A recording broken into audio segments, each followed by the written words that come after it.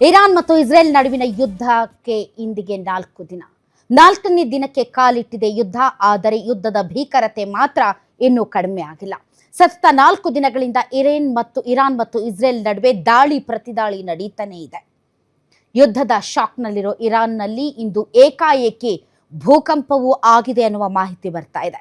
Richter ಮಾಪಕದಲ್ಲಿ 4.3ರಷ್ಟು ತೀವ್ರತೆ ದಾಖಲಾಗಿದ್ದು ಇರಾನ್ನ ಗೇರೆಸ್ ಭೂಕಂಪದ ಕೇಂದ್ರ ಬಿಂದು ಅಂತ ಹೇಳಲಾಗ್ತಾ ಇದೆ.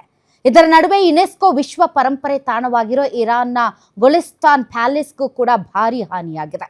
ಇದರ ಬಗ್ಗೆ ಯುನೆಸ್ಕೋ ಕೂಡ ಕಳವಳ ವ್ಯಕ್ತಪಡಿಸಿದೆ. ಅಲ್ಲದೆ ಇರಾನ್ನ ಪರಮಾಣು ಕೇಂದ್ರದ ಬಳಿ ಸ್ಫೋಟಕದ ಶಬ್ದ ಕೇಳಿ ಬಂದಿದ್ದು ಜನರು ಬೆಚ್ಚಿ ಬಿದ್ದಿದ್ದಾರೆ. ಹಾಗೆ ನೋಡಿದ್ರೆ ಇರಾನ್ನಿಂದ ಯಾವುದೇ ಖಚಿತ ಮಾಹಿತಿ ಹೊರಗಡೆ ಬರ್ತಾ ಇಲ್ಲ.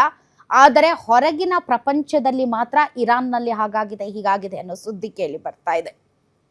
ಒಟ್ಟಾರೆ ಇರಾನ್ನಲ್ಲಿ ಈಗ ಒಂದು ರೀತಿಯಾದಂತಹ ಶೋಕಾಚರಣೆ. ಯಾಕೆ ಅಂತಂದ್ರೆ ಇಸ್ರೇಲ್ ಅಲ್ಲಿ ನಾಗರಿಕರ ಮೇಲೆ ದಾಳಿ ನಡೆಸ್ತಾ ಇದೆ. ಇರಾನ್ ಹೇಳ್ತಾ ಇದೆ, ನಾವು ಇಸ್ರೇಲ್ ರೀತಿಯಲ್ಲಿ ಅಮಾನವೀಯವಾಗಿ ವರ್ತನೆ ಮಾಡೋದಿಲ್ಲ, ನಾವು ಸಿವಿಲಿಯನ್ಸ್ ಮೇಲೆ ಬಾಂಬಾರ್ಡ್ ಮಾಡೋದಿಲ್ಲ ಅಂತ. ಆದರೆ ಇಸ್ರೇಲ್ ಮಾತ್ರ ಸಂಪೂರ್ಣವಾಗಿ ದಾಳಿಯ ಮೇಲೆ ದಾಳಿ ಮಾಡ್ತಾ ಇದೆ. ಈ ದಾಳಿಯಲ್ಲಿ 150 ಜನ ಹೆಣ್ಣು ಮಕ್ಕಳು ಪಾಠ ಕಲಿಯುವಂತಹ ಶಾಲೆಯ ಮೇಲೆ ಬಾಂಬ್ ಬಿದ್ದು 150 ಮಕ್ಕಳು ಸಾವನ್ನಪ್ಪಿದ್ದಾರೆ.